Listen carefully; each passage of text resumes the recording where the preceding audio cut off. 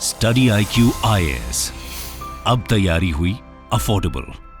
नमस्कार दोस्तों आज एक बहुत बड़ा अनाउंसमेंट किया गया है सरकार के द्वारा। देखिए, हमारे देश के अंदर जो क्रिमिनल लॉज हैं, जो क्रिमिनल कानून हैं, वो ब्रिटिशर्स के टाइम से चलते आ रहे हैं। तो सरकार ने ये कहा है कि इन सबको रिप्लेस किया जाएगा, नया कानून लाया जाएगा। वो मैं आपको आगे वीडियो में बताऊंगा। लेकिन इसमें जो सबसे बड़ी बात सामने आई है वो है सेडिशन लॉ को लेकर, जो देशद्रोह का कानून है। आपको पता ही होगा, भारत में जितनी भी सरकारें रही हैं उन सबके ऊपर आरोप लगा है कि सरकारों ने सेडिशन लॉस का गलत इस्तेमाल किया है अपने फेवर में। और आप देख सकते हो यहां पर अमित शाह जी का अनाउंसमेंट आया कि sedition law to be scrapped, punishment enhanced in new provision. तो इसके अंदर है क्या बदला गया है, क्या हो रहा है, वो सारी चीजें मैं आपको वीडियो में बताऊंगा। चलिए आगे बढ़ते हैं, लेकिन उससे पहले ध्यान रखिएगा, इस साल का सबसे बड़ा जो सेल है वो स्टार्ट हो चुका है। आपको पता ही होगा कि जो इंडिपेंडेंस डे और जो रिपब्लिक डे आता है तो उस समय स्टडी IQ का सबसे बड़ा सेल होता है। सबसे कम दाम पर आप बैचेस को ले सकते हैं। आज सुबह ही हमारे 3 लाइव बैच स्टार्ट किए गए हैं। अगर आपको कोई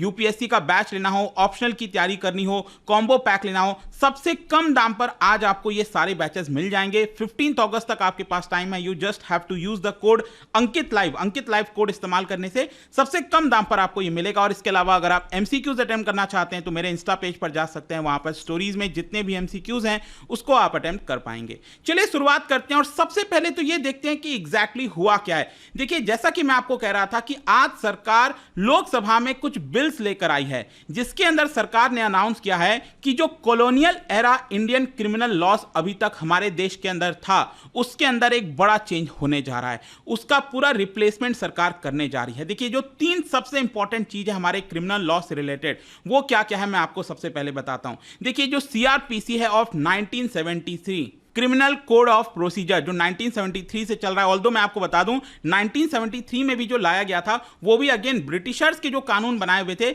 उसी में कुछ चेंजेस करके लाया हुआ था। फिर इसके अलावा जो इंडियन एविडेंस एक्ट हो गया 1872 का, इंडियन पीनल कोड हो गया, ये बेसिकली 1860 से चलता रहा है। सोच के देखिए, मतलब 150 साल से भी ज्यादा हो चुके हैं, अभी तक चीजें चलती आ रही हैं। तो इन तीनों को यहां पर रिप्लेस किया जाएगा। कैसे रिप्लेस किया जाएगा? जैसे कि जो CRPC है ऑफ 1973, अब ये बन जाएगा भारतीय नागरिक सुरक्षा संहिता 2023, ये आपका बन जाएगा। फिर उसके बाद जो इंडियन एविडेंस एक्ट है ऑफ 1872, इसको रिप्लेस करके बनाया जाएगा भारतीय साक्ष्य बिल 2023। और जो आखिरी में इंडियन पीनल कोड है 1860 का, वो बेसिकली बन जाएगा भारतीय न्याय संहिता 2023। तो ये तीनों चीजें इसको आपको ध्यान में रखना है। एंड तीनों जो बिल है बेसिकली मैं आपको बता दूं, इसको लोकसभा में लाया गया और वहां से अभी के लिए गया है स्टैंडिंग कमेटी में। ठीक है, तो स्टैंडिंग जो कमेटी है, पार्लियामेंट्री कमेटी है, वो इसकी पूरी जांच करेगी, उसमें कोई चेंजेस करना है, सुझाव करना है, फिर उसको यहां पर लोकसभा में लाया जाएगा और उसके बाद लोकसभा में उसको पास करा के, राज्यसभा में पास करा के ये सारे जो नए कानून है वो फिर से बन जाएंगे। अब इसके अंदर जो मैं आपको कह रहा था सबसे इंपॉर्टेंट चीज है वो ये है देशद्रोह। मतलब कि भारत में कोई ऐसा व्यक्ति, कोई लोग जो कि देश के खिलाफ काम कर रहे हैं, देश को सेपरेट करने की कोशिश कर रहे हैं, देश को तोड़ने की कोशिश कर रहे हैं, दंगा फसाद करने की कोशिश कर रहे हैं, हमारी जो सॉवरेनिटी और यूनिटी है, एकता और अखंडता है, उन सबको यहां पर चकनाचूर करने की अगर कोई भी कोशिश करता है तो उसको लेकर क्या कानून है। अभी तक सरकारें क्या किया करती थी? सेडिशन लॉ का इस्तेमाल करती थी। मैं पहले आपको सेडिशन लॉ और अभी तक क्या चलता रहा है वो पहले बता देता हूं, ताकि आपको चीजें एकदम क्रिस्टल क्लियर समझ में आ जाए। देखो, जो सेडिशन लॉ है ना, वो ब्रिटिशर्स के द्वारा लाया गया था और इसको ड्राफ्ट किया गया था पहले 1837 में थॉमस मैक्यूले के द्वारा। आपको पता ही होगा मैक्यूले के बारे में। तो 1837 में उन्होंने इसको ड्राफ्ट किया था, अभी आया नहीं था। आगे चलकर फाइनली 1870 में जो IPC है, मैंने आपको बताया ना अभी यहां पर, ये IPC 1860 का है, जो 1860 में आया था। उसके 10 साल के बाद 1870 में ये जो सेडिशन का कानून है उसको डाल दिया जाता है IPC के अंदर। IPC के अंदर जो सेक्शन 124A है वही है आपका सेडिशन लॉ। अब सेडिशन लॉ बेसिकली कहता क्या? देखो, आपको पता ही चल गया होगा 1870 में लाया गया, मतलब 150 साल से भी ज्यादा पुराना ये कानून है। तो ये कहता क्या है, इसको ध्यान से पढ़िएगा। Whoever by words either spoken or written, मतलब कोई भी व्यक्ति अगर कोई कुछ ऐसा शब्दों का इस्तेमाल करता है, या तो लिख कर, या तो बोल के, या फिर कोई साइन दिखाता है, विजिबल रिप्रेजेंटेशन करता है, या फिर इसके साथ साथ यहां पर वो हेट्रेड फैलाने की कोशिश करता है और कोशिश करता है कि यहां पर लोगों में जो डिसअफेक्शन है वो यहां पर क्रिएट हो जाए सरकार के खिलाफ। अब देखिए, पहले वाला जो कानून था, ये जो सेडिशन लॉ अभी तक चल रहा है, उसमें आप देखोगे तो गवर्नमेंट शब्द का इस्तेमाल किया गया है।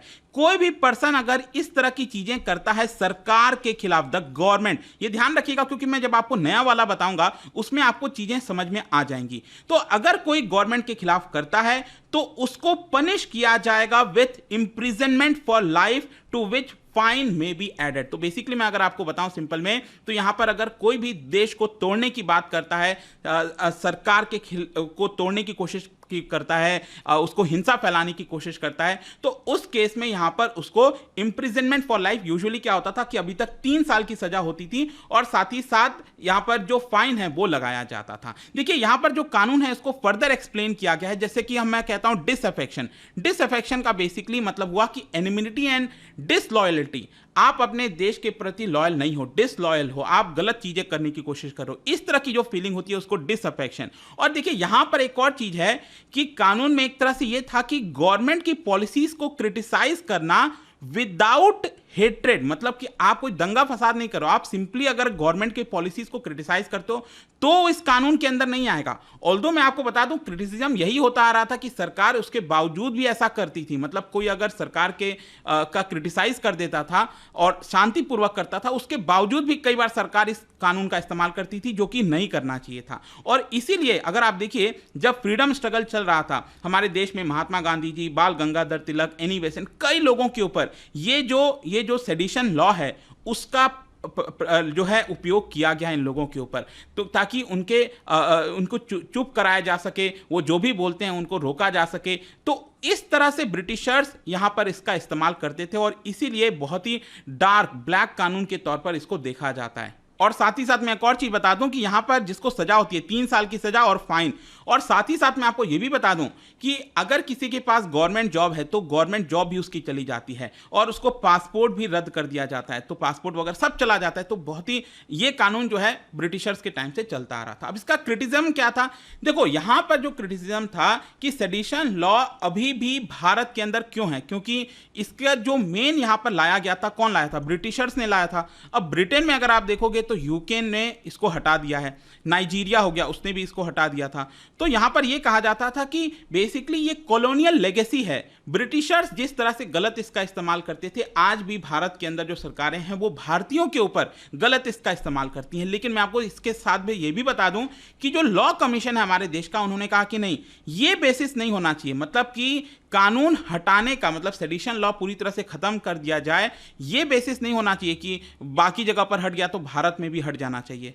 लॉ कमीशन बेसिकली ये कह रहा था कि यहां पर हमें इसके अंदर कुछ चेंजेस करने चाहिए, मतलब कि देखिए ये कानून सही तरीके से भी इस्तेमाल किया जा सकता है। जो लास्ट लॉ कमीशन था उनका यही आया था इसके अंदर कि हमें जो सेक्शन 124A है इसको पूरी तरह से खत्म नहीं करना है। हमारे देश में अभी भी कुछ ऐसे लोग हैं, कुछ ऐसी चीजें हो जाती हैं जिसमें इस कानून का बड़े अच्छे से इस्तेमाल किया जाता है। लेकिन हाँ, सरकारें इसका गलत इस्तेमाल कर दी है, उसको हमें ध्यान में रखते हुए इसके अंदर चेंजेस करने चाहिए, ऐसा लॉ कमीशन ने कहा था। और मैं आपको बता दूं कि इसका जो क्रिटिसिज्म है ऐसा नहीं है कि अभी हो रहा है, अभी मान लो एनडीए की सरकार है तो ऐसा नहीं कि अभी इसका क्रिटिसिज्म हो रहा है। इनफैक्ट देश के आजादी के बाद से अगर आप देखोगे 1950s में अगर आप देखोगे जवाहरलाल नेहरू जी जब प्राइम मिनिस्टर थे, उसी समय सुप्रीम कोर्ट का यहां पर यह बयान आया था, सुप्रीम कोर्ट का स्टेटमेंट आया था कि सरकार का क्रिटिसिज्म करना यह सेडिशन लॉ के तहत नहीं आना चाहिए। यहां पर सुप्रीम कोर्ट ने साफ साफ कहा था कि कोई भी पर्सन अगर फ्रीडम ऑफ एक्सप्रेशन का इस्तेमाल करता है वो उसका अधिकार है, फंडामेंटल राइट है,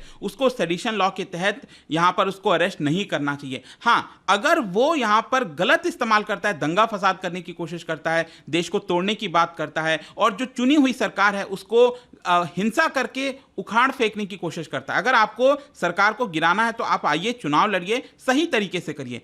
आप दंगा फसाद करके स्टेट को ओवरथ्रो नहीं कर सकते। सिर्फ यही नहीं, इसके अलावा अगर आप पंजाब और हरियाणा हाईकोर्ट का भी स्टेटमेंट देखोगे तो इनफैक्ट पंजाब और हरियाणा हाईकोर्ट ने तो इसको अनकॉन्स्टिट्यूशनल के तौर पर भी देखा था। उन्होंने कहा था कि ये कॉलोनियल स्पेशल मास्टर्स इसका इस्तेमाल क्या करते थे मासेस को कंट्रोल करने के लिए, और उनको बोलते थे हमारे जो फ्रीडम फाइटर्स हैं उनको रोकने के लिए इस तरह का इस्तेमाल होता था।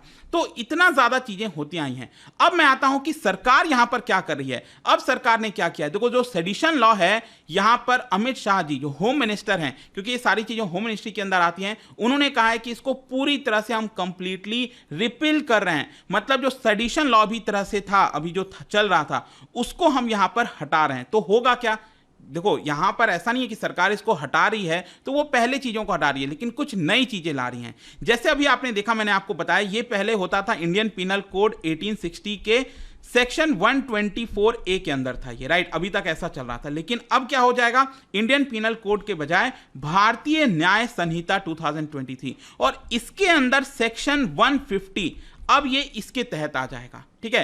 तो इसको सेडिशन लॉ एक तरह से नहीं बोला जाएगा, लेकिन ये सेक्शन 150 के अंदर आ जाएगा। और इसके अंदर बेसिकली क्या है कि अगर अगेन यहां पर देश की जो इंटीग्रिटी है, यूनिटी है, सोवरेनिटी है, उसको अगर कोई एंडेंजर करने की कोशिश करता है, खतरे में डालने की कोशिश करता है, तब यहां पर इसका इस्तेमाल होगा। और सरकार ने, मैं आपको बता दूं कि पिछले वाले कानून में जो अभी तक चल रहा था उसमें 3 साल का इंप्रिजनमेंट, तो इसको 7 साल कर दिया गया है, ठीक है। लाइफ इंप्रिजनमेंट या तो 7 साल तक की सजा, और फाइन भी लगाया जाएगा। तो सरकार ने एक तरह से यहां पर जो सजा है उसको और बढ़ा दिया है, लेकिन इसमें कुछ इंटरेस्टिंग बदलाव किए गए हैं, वो मैं आपको बताता हूं। देखो अभी स्टार्टिंग में जो मैंने आपको बताया था, यहां पर मैं फिर से दिखा देता हूं, जो स्टार्टिंग का मैंने आपको बताया था, उसमें बताया था आपको कि द गवर्नमेंट का इस्तेमाल किया गया है, कि कोई भी पर्सन अगर गवर्नमेंट के खिलाफ इस तरह की चीजें करने की कोशिश करता है तो वो सेडिशन के तहत आएगा, ठीक है। हिंसा और ये सारी चीजें करता है गवर्नमेंट के खिलाफ। लेकिन जो नया वाला कानून है, इंटरेस्टिंगली यहां पर मुझे गवर्नमेंट शब्द का इस्तेमाल देखने को नहीं मिला। ये अगर आप देखोगे, इसमें लिखा हुआ है हूएवर पर्पसली और नोइंगली बाय वर्ड्स, मतलब कि कोई भी जानबूझकर कोई ऐसा शब्द बोलता है, बोलकर, लिखकर, या कोई साइन दिखाता है। इनफैक्ट इसमें एक और इंटरेस्टिंग चीज की गई है कि आज के जमाने में, क्योंकि डिजिटल जमाना है, तो इसमें इलेक्ट्रॉनिक कम्युनिकेशन का भी इस्तेमाल किया गया है। अगर आप ईमेल करते हो या मैसेजेस करते हो तो उसका भी इस्तेमाल किया गया है इसके अंदर। और साथ ही साथ फाइनेंशियल मीन, जो हम कहते हैं ना, पैसे वगैरह ट्रांसफर करके इस तरह की चीजें कराना, तो वो सारी चीजें ये नए वाले कानून में ऐड की गई हैं।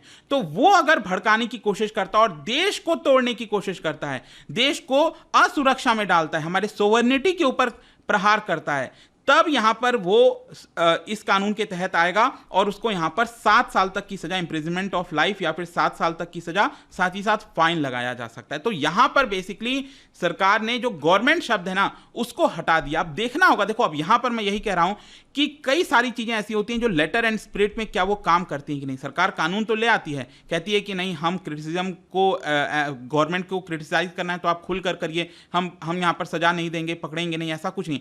लेकिन अगेन मैं आपसे कहूंगा कि लेटर एंड स्पिरिट, क्या एक्चुअल में लेटर एंड स्पिरिट में ये काम होता है कि नहीं, वो समय बताएगा। बट आई होप कि इस वीडियो से आपको समझ में आ गया होगा कि आज एग्जैक्टली हुआ क्या है, सरकार कर क्या रही है। देखते हैं इसके ऊपर जो भी अपडेट होता है आगे मैं आपको बताऊंगा। जाने से पहले एक इंटरेस्टिंग क्वेश्चन, देखिए हमारे देश में जो कंसोलिडेटेड फंड ऑफ इंडिया, उसमें से अगर विड्रॉल करना है, ठीक है, तो उसकी अनुमति कहां से आनी चाहिए? इसका राइट आंसर आप सबको पता है, मेरे इंस्टाग्राम पर तो मिलेगा ही। वहां पर अगर आप नहीं हो, कोई बात नहीं, टेलीग्राम से ले सकते हैं इसका सही उत्तर। मैं कई सारे जो एमसीक्यूज हैं वो यहां पर स्टोरीज में डालता रहता हूं। बाकी अगर आपको पीडीएफ चाहिए तो टेलीग्राम पर आइए, अलग अलग सोशल मीडिया पर आप जुड़ पाओगे। और जैसा मैंने आपको बताया था, यूपीएससी की अगर आप तैयारी कर रहे हो, हमारा आज से सेल स्टार्ट हो चुका है। Don't miss this, just use the code Ankit live to get maximum discount. And I hope की वीडियो आपको पसंद आया होगा। मिलता हूं आपसे next time. Till then, thank you very much, see you soon. Study IQ IAS, अब तैयारी हुई अफोर्डेबल।